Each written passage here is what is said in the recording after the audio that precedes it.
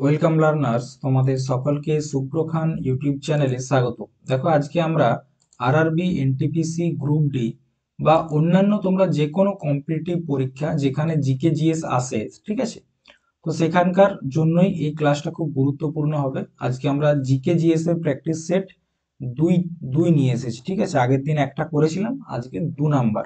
তো আজকেও তোমাদের কাছে 30টা জিকে প্রশ্ন থাকবে, ঠিক আছে। তবে আজকে যে স্পেশাল থাকবে সেটা হচ্ছে আজকে শুধুমাত্র স্ট্যাটিক জিকে থেকে প্রচুর প্রশ্ন আসে। তো আজকে আমরা স্ট্যাটিক জিকে থেকে 30টা জিকে প্রশ্ন দেখব। প্রথমত যে প্রশ্নটি রয়েছে, রঙ্গস্বামী কাপ ড্যাশের সাথে যুক্ত, কুস্তি, হকি, ফুটবল নাকি গলফ। তো তোমরা যারা আরআরবি, এনটিপিসি পিআইকিউ ক্লাসগুলো করছিলে, তো তোমরা সেখানে দেখবে যে রঙ্গস্বামী কাপটা কিন্তু অনেকবার এসেছে এবং তোমাদেরকে অনেকবার করিয়েওছি। তো উত্তরটা তোমরা চট করে কমেন্ট বক্সে দিয়ে দাও, এবং আমার উত্তর দেওয়ার আগে যদি তোমরা উত্তর দাও সেক্ষেত্রে তোমাদের প্র্যাকটিসটাও ভালো হবে, ঠিক আছে। তো রঙ্গস্বামী কাপ কোন খেলার সাথে যুক্ত? হকির সাথে যুক্ত, ঠিক আছে। কোন খেলার সাথে? হকি। আচ্ছা, হকির সাথে আরো কয়েকটি খেলা রয়েছে যেগুলো হকিতে আসে, ঠিক আছে। যেমন একটা হচ্ছে তোমার আগা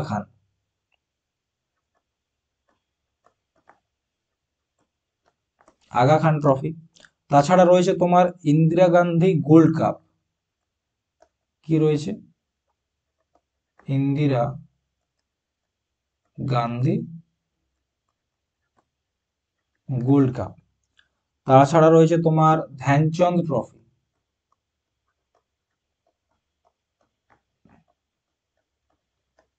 ঠিক আছে। মুরুগুপ্পা গোল্ড কাপ।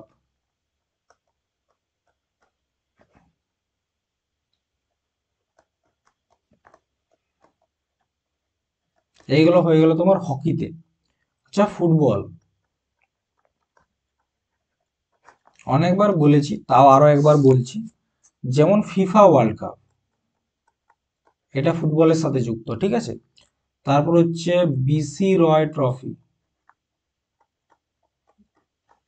সন্তোষ ট্রফি, সুব্রত কাপ, এগুলো সব কিন্তু ফুটবলের সাথে যুক্ত। আর একটা হচ্ছে বেগম হজরত মহল, এটাও পরীক্ষায় আসে। বেগম হজরত মহল, ঠিক আছে। তো হকি হয়ে গেল, ফুটবল হয়ে গেল, ঠিক আছে। এরপর দেখো গলফ। গলফ থেকে না একটা ট্রফি আছে যেগুলো পরীক্ষায় বারবার আসে, সেটা হচ্ছে রাইডার কাপ। রাইডার কাপ কোন খেলার সাথে যুক্ত?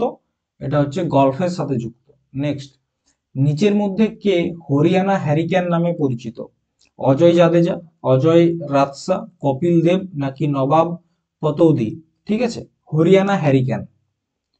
হরিয়ানা হ্যারিকেন কে পরিচিত বলো? তো হরিয়ানা হ্যারিকেন নামে পরিচিত হচ্ছে কপিল দেব, ঠিক আছে। আচ্ছা, এরপর দেখো লিটল মাস্টার কাকে বলা হয়? ক্রিকেটে দেখবে লিটল মাস্টার। লিটল মাস্টার কাকে বলা হয়? এটা বলা হয় সচিন টেন্ডুলকারকে।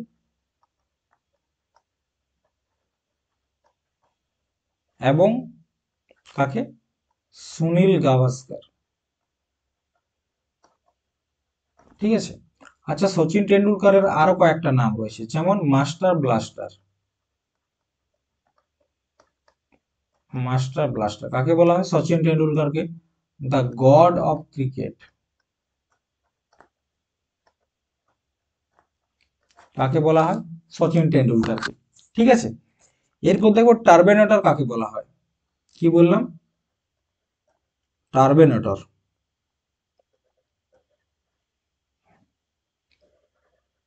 এটা হচ্ছে Harbhajan Singh.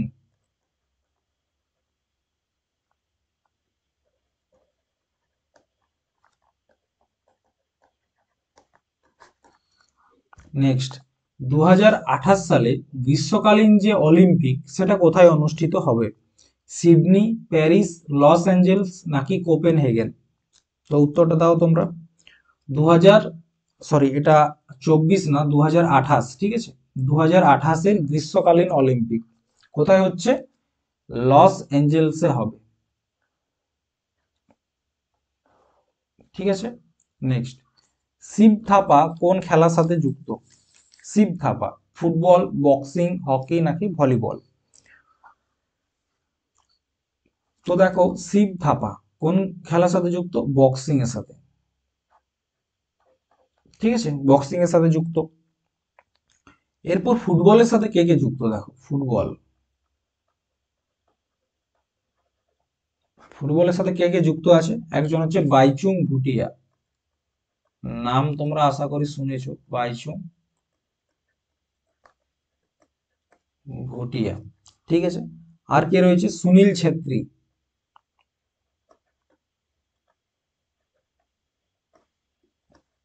Sunil Chhetri, Ronaldo, Messi, Mbappe, এগুলো সব কিন্তু ফুটবলের সাথে যুক্ত। ঠিক তেমন হকির সাথে কারা কারা যুক্ত? হকিতে রয়েছে তোমার হরমনপ্রীত সিং,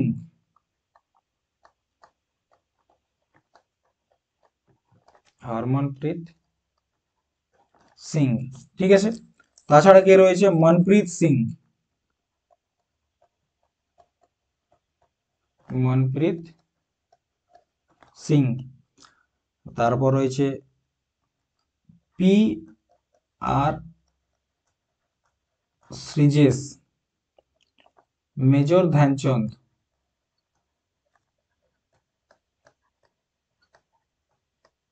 ভলিবলের সাথে একটা নাম মনে রাখবে, জিমি জর্জ।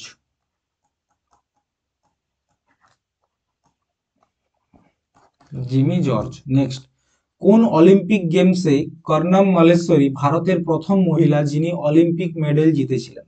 আচ্ছা, ভারতের প্রথম মহিলা যিনি অলিম্পিক মেডেল জিতেছিলেন তার নাম হচ্ছে কর্ণম মল্লেশ্বরী। তিনি কোন অলিম্পিকে মেডেল জিতেছিলেন? ব্রাজিল 2016, নাকি আটলান্টা 1996, নাকি লন্ডন 2012, নাকি সিডনি 2000? তো মনে রাখবে কর্ণম মল্লেশ্বরী তিনি সিডনি 2000 সালের যে অলিম্পিক সেখানে কিন্তু মেডেল জিতেছিলেন। কোন মেডেলটি জিতেছিলেন? ব্রোঞ্জ। ঠিক আছে, আচ্ছা কোন খেলার জন্য জিতেছিলেন? ওয়েট লিফটিং, যেটাকে বলা হয় বাংলায় ভার উত্তোলন। ঠিক আছে, আচ্ছা মনে রাখবে প্রথম পুরুষ, first Indian to win Olympic medal, Olympic medal. ঠিক আছে, প্রথম পুরুষ যিনি অলিম্পিক মেডেল জিতেছিলেন তার নাম হচ্ছে কেডি যাদব। কি নাম? কেডি যাদব। তিনি কি জিতেছিলেন? ব্রোঞ্জ।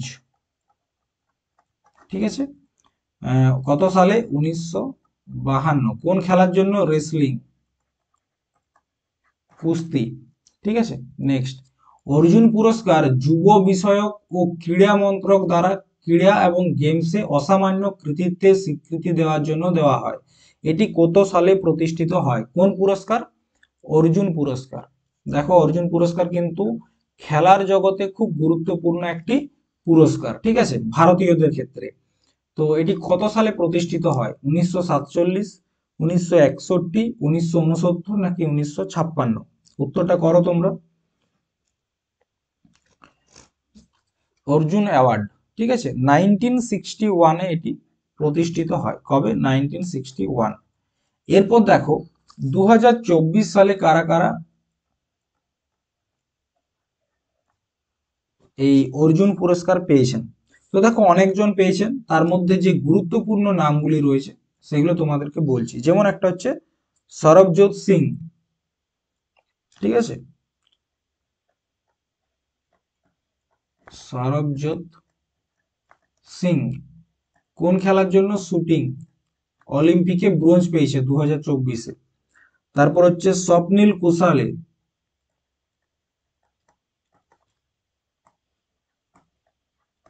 ঠিক আছে, ইনিও শুটিং এবং 2024-এর অলিম্পিকে মেডেল। তারপর হচ্ছে তোমার মুরলীকান্ত পেটকার, মুরলীকান্ত পেটকার, এই নামটা কিন্তু অবশ্যই মনে রাখবে, মুরলীকান্ত পেটকার। আচ্ছা, ইনি কে জানেন? ইনি হচ্ছে, দেখবে কিছুদিন আগে কার্তিক আরিয়ানের একটা সিনেমা এসেছিল চন্দু চ্যাম্পিয়ন। তো সেখানে যে চন্দু চ্যাম্পিয়ন যার ক্যারেক্টারটা ছিল সেটা হচ্ছে মুরলীকান্ত পেটকার। তিনি একজন ভারতীয় সৈনিক ছিলেন এবং পরবর্তী ক্ষেত্রে প্যারা সুইমিংয়ে প্যারা সুইমিং, ঠিক আছে, একটা পা, দুটা পাই প্রায় অচল, তো প্যারা সুইমিং এ তিনি কি পেয়েছিলেন? গোল্ড পেয়েছিলেন, ঠিক আছে, স্বর্ণ পদক পেয়েছিলেন।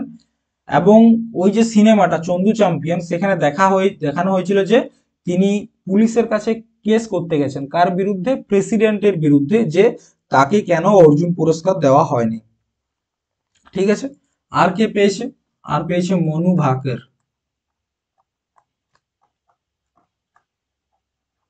ঠিক আছে। এইগুলা হচ্ছে তোমার 2024-এর খুব বিখ্যাত এবং গুরুত্বপূর্ণ অর্জুন পুরস্কার বিজেতা। নেক্সট, কোন বছরে ভারত প্রথমবারের মতো কমনওয়েলথ গেমসের আয়োজন করেছিল? 2006, 2010, 2014 নাকি 2018? প্রথমবার যে কমনওয়েলথ গেমস হয়েছিল মানে ভারতবর্ষে, সেটা হচ্ছে 2010 সালে, 2010 সালে, ঠিক আছে। আর ইন্ডিয়া প্রথমবার কমনওয়েলথে পার্টিসিপেট করেছিল কবে জানো?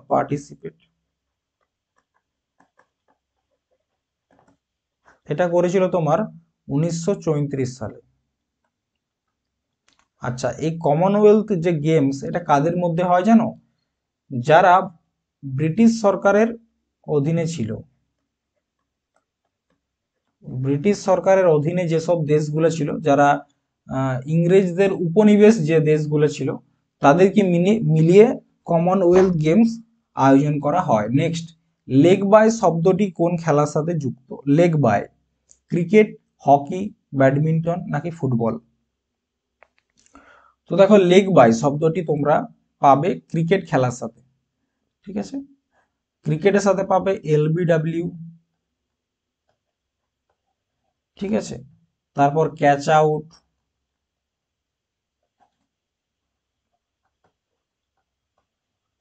ঠিক আছে।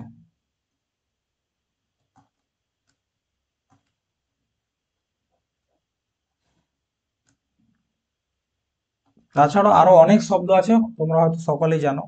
বিভিন্ন শট, যেমন কাভার ড্রাইভ, ঠিক আছে, তারপর হচ্ছে স্ট্রেট ড্রাইভ, রান আউট। এই সব শব্দগুলো কিসের সাথে যুক্ত? ক্রিকেটের সাথে যুক্ত। নেক্সট, কোন সালে ভারতে ক্রিকেট নিয়ন্ত্রণ বোর্ড, ঠিক আছে, ক্রিকেট নিয়ন্ত্রণ বোর্ড বলতে বিসিসিআই এর কথা বলা হয়েছে, BCCI,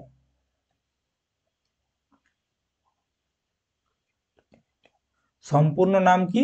board of control cricket in India, ঠিক আছে। কত সালে এটি স্থাপিত হয়? 1928, 1938, 48 নাকি 58? 58। তো দেখো, যে বিসিসিআই এর স্থাপনা সেটা 1928 সালে হয়েছিল এবং এটার হেডকোয়ার্টার কোথায় অবস্থিত? এটা হচ্ছে মুম্বাইতে অবস্থিত, মুম্বাইয়ের ওয়াংখেড়ে স্টেডিয়াম, ঠিক আছে। বর্তমানে প্রেসিডেন্ট কে রয়েছেন? ঠিক আছে, প্রেসিডেন্ট, তার নাম হচ্ছে তোমার রজার বিনি, রজার বিনি ভারতের যে বিসিসিআই রয়েছে তার প্রেসিডেন্ট রয়েছেন। নেক্সট, নিচের কোন খেলোয়াড় বিলিয়ার্ডের সাথে সম্পর্কিত? সংকল্প গুপ্ত, পঙ্কজ আডবাণী, সৌরভ চৌধুরী নাকি মানিকা বাত্রা? তো দেখো, বিলিয়ার্ডস, বিলিয়ার্ডসের সাথে কে যুক্ত? তার নাম হচ্ছে পঙ্কজ আডবাণী, ঠিক আছে, তিনি বিলিয়ার্ডস খেলার সাথে যুক্ত, বুঝতে পেরেছো? তাছাড়া তিনি স্নুকার, এই স্নুকার খেলার সাথেও কিন্তু যুক্ত, ঠিক আছে। সংকল্প গুপ্ত কোন খেলার সাথে যুক্ত? চেস বা দাবা, ঠিক আছে। সৌরভ চৌধুরী কিসের সাথে যুক্ত? শুটিং, আর মনিকা বাত্রা ইনি হচ্ছেন তোমার টেবিল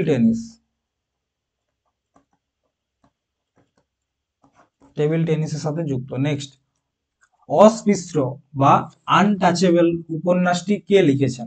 প্রেমচন্দ, বঙ্কিমচন্দ্র চট্টোপাধ্যায়, আর.সি. মজুমদার নাকি মুল্করাজ আনন্দ? এই প্রশ্নটা তোমরা এসএসসি এমটিএস 2023-এর প্রশ্নপত্রে পাবে যে আনটাচেবল উপন্যাসটি কে লিখেছেন। তো এটা উত্তর হচ্ছে মুল্করাজ আনন্দ। ঠিক আছে, কি নাম? মুল্করাজ আনন্দ,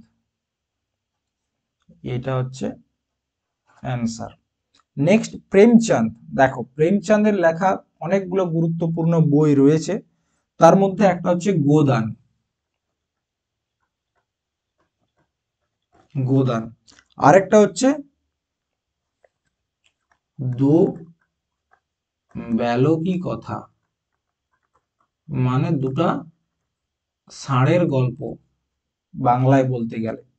আচ্ছা, বঙ্কিমচন্দ্র চ্যাটার্জি, তোমরা তো সকলেই জানো সাহিত্য সম্রাট বলা হয় বঙ্কিমচন্দ্র চট্টোপাধ্যায়কে। তার লেখা খুব গুরুত্বপূর্ণ একটা উপন্যাস হচ্ছে আনন্দমঠ, আর একটা হচ্ছে কপাল Kundala.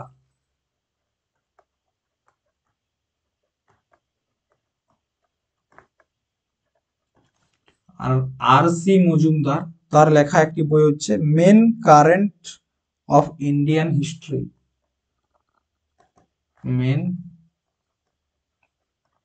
Currents of Indian history. তোমরা যারা ইউপিএসসির প্রিপারেশন নিচ্ছ তারা দেখবে প্রত্যেকে আর.সি. মজুমদারের ইতিহাস বই কিন্তু প্রায় সকলেই পড়ে। নেক্সট বইটার নাম হচ্ছে cracking the code, my journey in Bollywood. Cracking the code, my journey in Bollywood বইয়ের সহলেখকদের মধ্যে কে? নিম্নলিখিত, মানে এই চারজনকার মধ্যে কে এই বইটি লিখেছেন? রাজকুমার রাও, নওয়াজুদ্দিন সিদ্দিকী, হর্ষবর্ধন কাপুর নাকি আয়ুষ্মান খুরানা?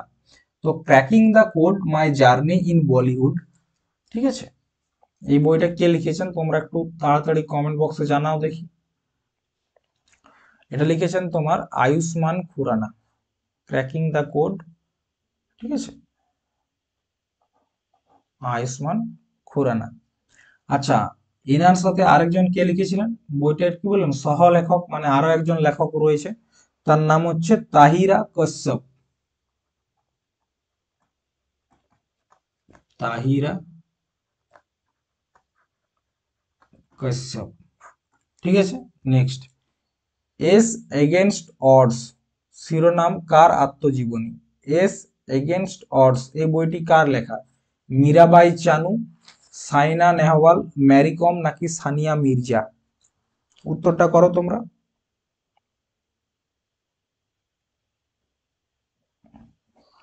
তো এই বইটার লেখক হচ্ছে তোমার সানিয়া মির্জা, ঠিক আছে।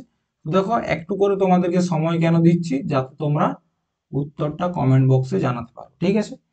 সানিয়া মির্জা। আচ্ছা, মীরাবাই চানু, মীরাবাই চানুর নিজের লেখা কোনো বই নেই, কিন্তু তার উপরে একটা বই লেখা হয়েছিল, যে বইটার নাম হচ্ছে দ্য সিলভার গার্ল,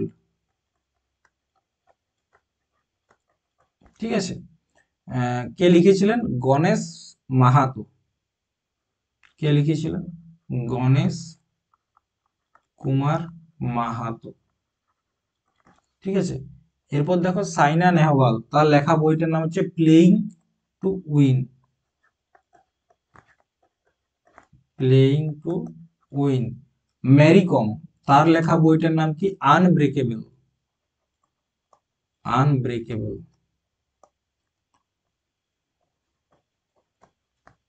আর এটা হচ্ছে অ্যান্সার।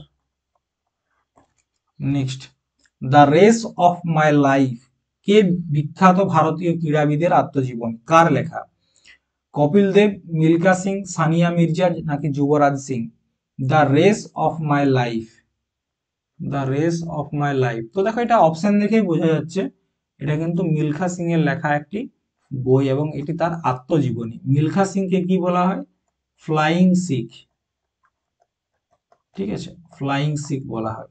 আচ্ছা, কপিল দেব 1983-র যে ওডিআই ওয়ার্ল্ড কাপ এবং আমাদের ভারতীয়দের প্রথম যে ওয়ার্ল্ড কাপ ক্রিকেটের ক্ষেত্রে সেটা কার আন্ডারে জিতেছিলাম? কপিল দেব তখন ক্যাপ্টেন ছিল, ঠিক আছে।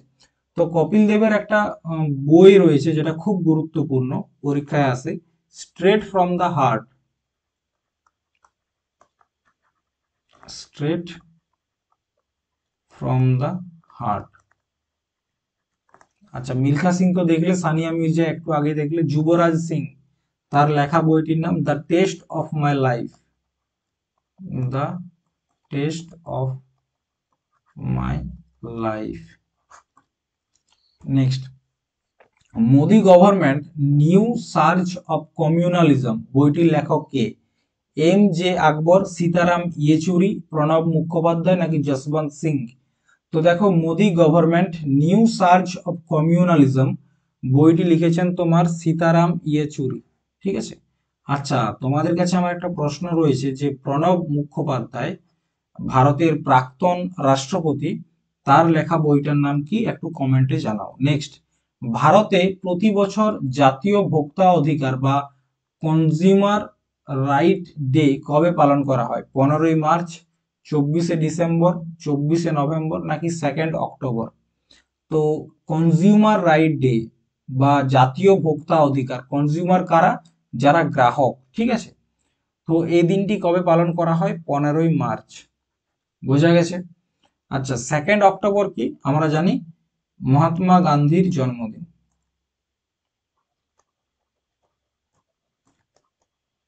বার্থ অ্যানিভার্সারি, ঠিক আছে। আচ্ছা, এই দিনটাতে আরো একজন বিখ্যাত ব্যক্তির জন্মদিন, সেটা হচ্ছে লাল বাহাদুর শাস্ত্রী। লাল বাহাদুর শাস্ত্রী, ঠিক আছে। চলো নেক্সট, ভারতে কখন শহীদ দিবস পালন করা হয়? 12ই মার্চ, 25শে অক্টোবর, 30শে জানুয়ারি নাকি 19শে সেপ্টেম্বর? তো শহীদ দিবস পালন করা হয় তোমার 30শে জানুয়ারি। কবে পালন করা হয়? 30শে জানুয়ারি। নেক্সট, বিশ্ব কুষ্ঠ দিবস কবে পালন করা হয়? 22শে জানুয়ারি, 25শে জানুয়ারি, 31শে জানুয়ারি নাকি 30শে জানুয়ারি? তো ওয়ার্ল্ড ল্যাপ্রোসি ডে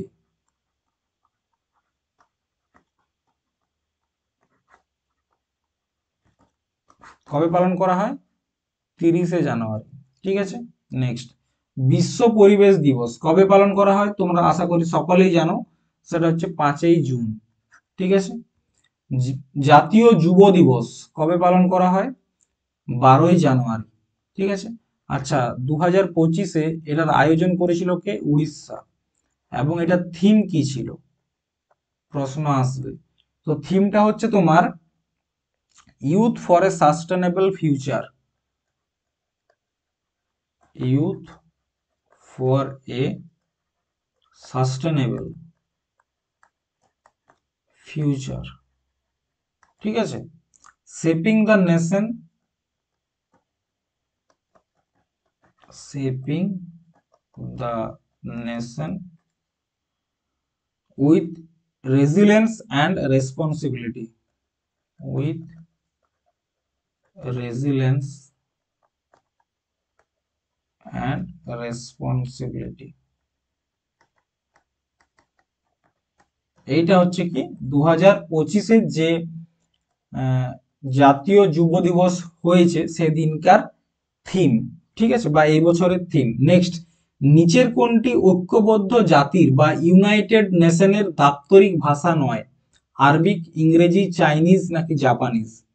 তো দেখো, ইউনাইটেড নেশনের যে জাতীয় ভাষা নয় সেটা হচ্ছে জাপানিজ, ঠিক আছে, ইউনাইটেড নেশনের।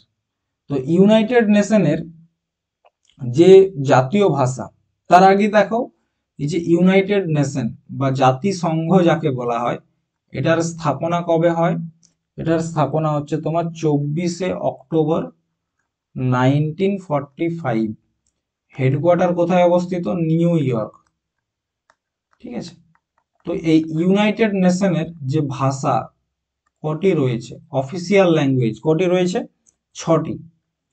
6টা ল্যাঙ্গুয়েজ কি কি দেখো, একটা হচ্ছে তোমার আরবিক, আরবিক, ঠিক আছে, আরবিক। নেক্সট হচ্ছে চাইনিজ,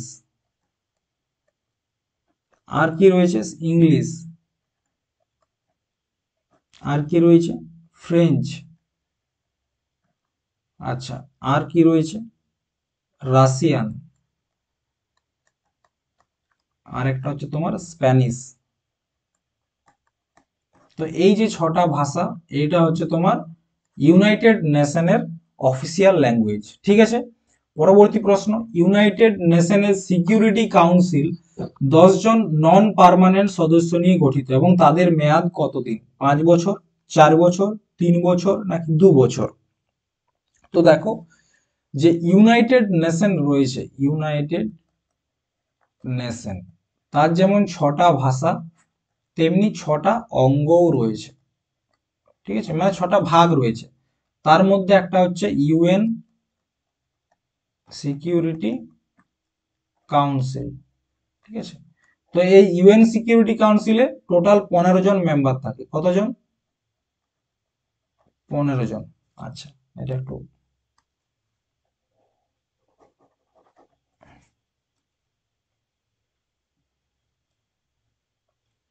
কতজন মেম্বার থাকে?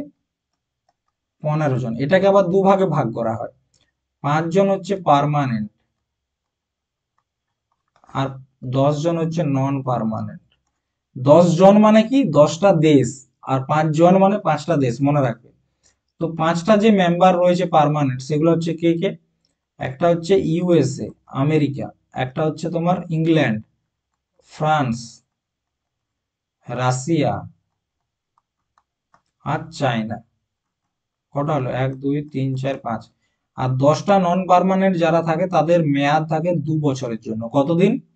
2 বছর। ঠিক আছে, 2 বছরের জন্য। নেক্সট, হাম্পি পরবর্তী কোন বছরে ইউনেস্কো কৃতক বিশ্ব ঐতিহ্যবাহী স্থান হিসাবে ঘোষণা করা হয়? 1980, 1999, 1986 নাকি 1990? তো দেখো, ইউনেস্কো, ইউনেস্কো এটাও হচ্ছে তোমার ইউএন এর একটা অঙ্গ। ঠিক আছে, বা একটা ভাগ। ঠিক আছে, এটা সম্পূর্ণ নাম কি? The United Nation Educational, United Nation Educational Scientific and Cultural organisation.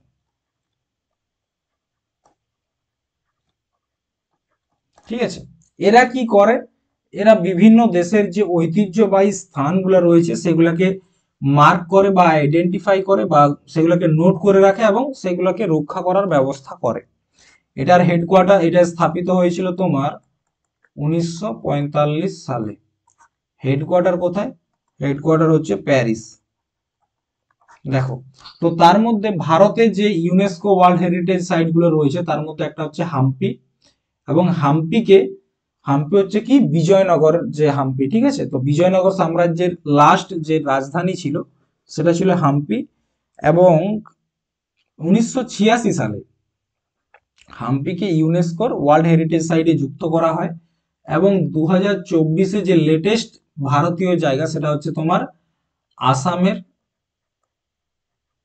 Ahom রাজবংশের যে ময়ডামস। ময়ডামসটা কি? অহোম রাজবংশের যে সমাধি রয়েছে সেটাকে বলা হচ্ছে ময়ডামস। ঠিক আছে, নিচের কোনটি আইএমএফ এর সম্পূর্ণ নাম? Indian money federation, international monetary fund, Indian money forum নাকি ইন্টারন্যাশনাল মানি ফেডারেশন? ঠিক আছে, তো দেখো কি বলেছে, যে আইএমএফ এটা সম্পূর্ণ নাম হচ্ছে ইন্টারন্যাশনাল মনিটারি ফান্ড এবং এটি 1944 সালে স্থাপিত হয়। নেক্সট, নিচের কোনটি ওয়ার্ল্ড ট্রেড অর্গানাইজেশনের সদস্য নয়? World Trade Organisation. ঠিক আছে, ইসরায়েল, ইরান, নরওয়ে নাকি গিনি?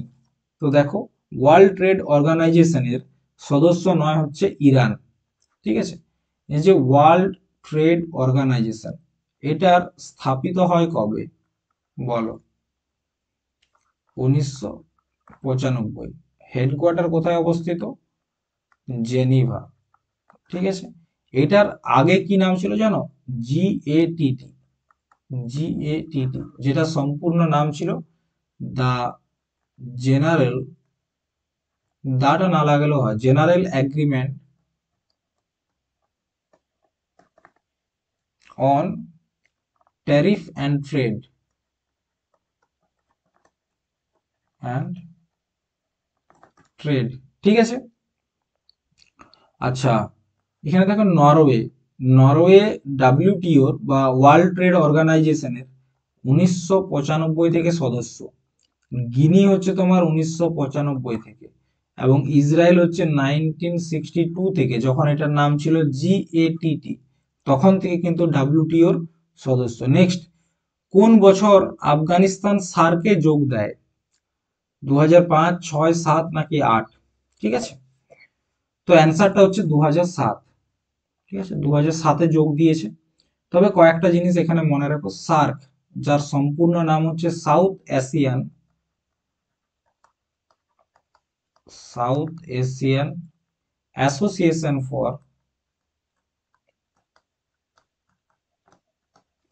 Association for regional cooperation. Regional cooperation. আচ্ছা, এটা স্থাপিত হয় কবে? সেটা হচ্ছে 1985-এ, এবং এটার হেডকোয়ার্টার কোথায় অবস্থিত? কাঠমান্ডু। কাঠমান্ডুটা কোথায়? নেপাল। এখানে সদস্য কতজন রয়েছে? সেটা হচ্ছে 8টা দেশ। 8টা দেশ কি কি? এক হচ্ছে তোমার বাংলাদেশ, ঠিক আছে, 2 হচ্ছে ইন্ডিয়া, 3 হচ্ছে পাকিস্তান, 4 নাম্বার হচ্ছে তোমার শ্রীলঙ্কা, 5 নাম্বার হচ্ছে মালদ্বীপ, ঠিক আছে, 6 নাম্বার হচ্ছে নেপাল, 7 নাম্বার হচ্ছে ভুটান, আর 8 নাম্বার হচ্ছে আফগানিস্তান। তার মানে কি? তার মানে আমাদের ভারতে যতগুলো প্রতিবেশী দেশ রয়েছে, ঠিক আছে, সেই প্রত্যেকটা প্রতিবেশী দেশই কিন্তু সার্কের সদস্য। ঠিক আছে, প্রত্যেকটা প্রতিবেশী দেশ সার্কের সদস্য। এবং দেখো, যেখানে ভারত এবং পাকিস্তান একসাথে বসবাস করবে, সেই জায়গায় কিন্তু কোনো উন্নতি নেই। তার জন্য সার্ক এখন কোন রকম কাজই বলতে গেলে করে না। ঠিক আছে, সার্ক একটা নিশ্চল সংস্থা। নেক্সট, নিচের কোনটিকে বিশ্ব ব্যাংক বলা হয়? বিশ্ব ব্যাংক বলা হয় তোমার কোনটিকে? আইএমএফ নাকি আইবিআরডি নাকি ডাব্লিউটিও নাকি আইডিএ? তো উত্তর হচ্ছে তোমার আইবিআরডি, বিশ্ব ব্যাংক বা ওয়ার্ল্ড ব্যাংক। তো এটারই ফুল ফর্ম হচ্ছে কি? ইন্টারন্যাশনাল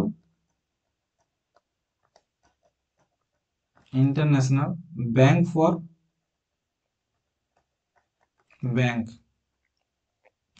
ফর রিকনস্ট্রাকশন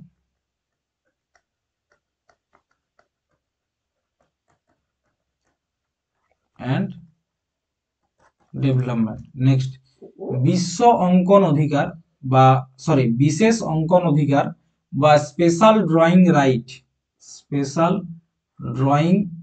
রাইট দ্বারা নির্মিত হয়?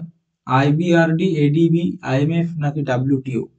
তো মনে রাখবে, আইএমএফ, ইন্টারন্যাশনাল মনিটারি ফান্ড, তার কিছু স্পেশাল ড্রয়িং রাইট রয়েছে। স্পেশাল ড্রয়িং রাইট কি?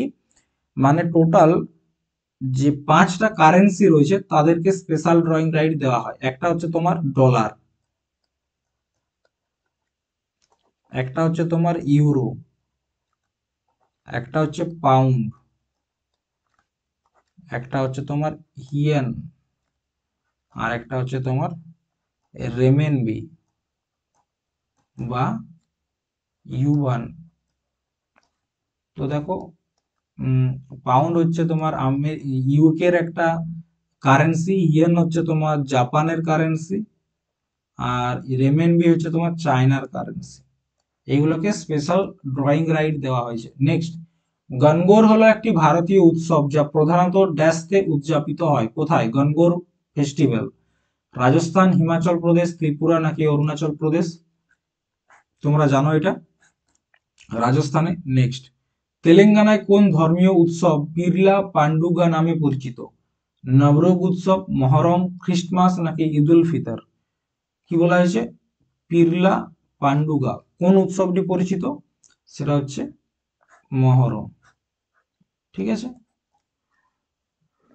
তো দেখো আজকে 30টা জিকে প্রশ্ন শেষ। আজকে কারেন্ট আমরা স্ট্যাটিক জিকে থেকে প্রশ্নগুলো আলোচনা করেছি। তো দেখো আমাদের সপ্তাহে 3 দিন ক্লাস হয়, তো আমরা একদিন স্ট্যাটিক জিকে করব, স্ট্যাটিক জিকে একদিন করব তোমার সায়েন্স, আর আরেকদিন করব তোমার মিক্সড জিকে, যেখানে প্রত্যেকটা সাবজেক্ট থেকেই প্রশ্ন রয়েছে। ঠিক আছে। তো এরকম ভাবে ক্লাসগুলো তোমাদের চলতে থাকবে। আজকে এই পর্যন্তই, পরের দিন আবার একটি নতুন ক্লাসে তোমাদের সাথে দেখা হবে। বাই।